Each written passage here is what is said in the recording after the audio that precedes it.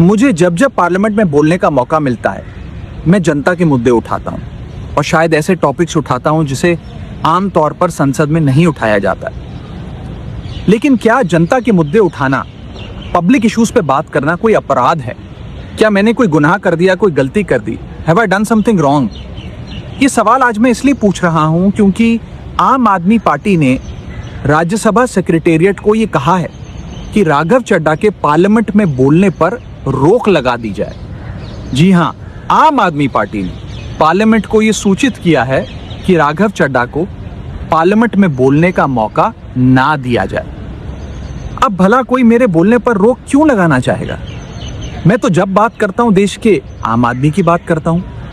Airport पर मिल रहे महंगे खाने की बात रखी, जोमैटो ब्लिंकिट के डिलीवरी राइडर्स की प्रॉब्लम रखी, खाने में मिलावट का मुद्दा उठाया, टोल प्लाजा लूट से लेकर बैंक चार्जेस लूट की बात करी, यहाँ तक कि मिडिल क्लास पे टैक्स के बोझ से लेकर कंटेंट क्रिएटर्स पर स्ट्राइक क्यों करी जाती है, टेलीकॉम कंपनियां कैसे 12 महीने में 13 बार हमसे रिचार्ज कराती हैं, डेटा रोल ओवर नहीं देती हैं, रिचार्ज खत्म होने के बाद इनकमिंग रोक देती है, तमाम इश्यूज मैंने सदन में उठाए।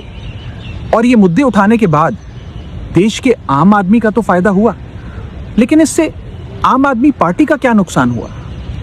भला कोई मुझे बोलने से क्यों रोकना चाहेगा? कोई मेरी आवाज को क्यों बंद करना चाहेगा? खैर, आप लोग मुझे अनलिमिटेड प्यार देते हैं। मैं जब जब आपके मुद्दे उठाता हूं, आप मुझे सपोर्ट करते हैं, मुझे शाबाशी देते हैं, मेरा हौसला बढ़ाते हैं। मैं आपको कहना चाहता हूं थैंक यू। ऐसे ही मेरा हाथ और मेरा साथ थामे रखिएगा, छोड़िएगा मत। मैं आपसे हूं और मैं आपके लिए हूं। और जिन लोगों ने आज पार्लियामेंट में मेरे बोलने का अधिकार मुझसे छीन लिया, मुझे खामोश कर दिया, मैं उन्हें भी कुछ कहना चाहता हूं। मेरी खामोशी को मेरी हार मत समझ लेना। मेरी खामोशी को मेरी हार मत समझ लेना।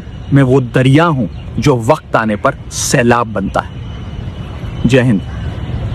इस देश का मिडिल क्लास कमर तोड़ मेहनत करता है, लेकिन इस मेहनत के बावजूद मिडिल क्लास गरीब हो रहा है, अमीर नहीं हो रहा। जितने डेटा का पैसा हमसे लिया जाता है उतना डेटा हमें यूज करने दिया जाए, वो एक्सपायर ना हो। ये हमारे मेहनत के पैसे से खरीदा गया डेटा है। Sir, I demand in this August House to make paternity leave a legal right in India. Sir, third मेरा प्रपोजल है no bank charges for not maintaining minimum account balance. खाने में खतरनाक मिलावट का मुद्दा, फूड। इस देश का मिडिल क्लास कमर तोड़ मेहनत करता है, लेकिन इस मेहनत के बावजूद मिडिल क्लास गरीब हो रहा है, अमीर नहीं हो रहा। जितने डेटा का पैसा हमसे लिया जाता है उतना डेटा हमें यूज करने दिया जाए, वो एक्सपायर ना हो। ये हमारे मेहनत के पैसे से खरीदा गया डेटा है। Sir, I demand in this August House to make paternity leave a legal right in India. Sir, third मेरा प्रपोजल है no bank charges for not maintaining minimum account balance. खाने में खतरनाक मिलावट का मुद्दा, फूड अडल्ट्रेशन का। समस्या जो टेलीकॉम ऑपरेटर का 28 दिन का मंथली रिचार्ज। इस जीवन में दो ही चीजें निश्चित हैं, डेथ यानी कि मृत्यु,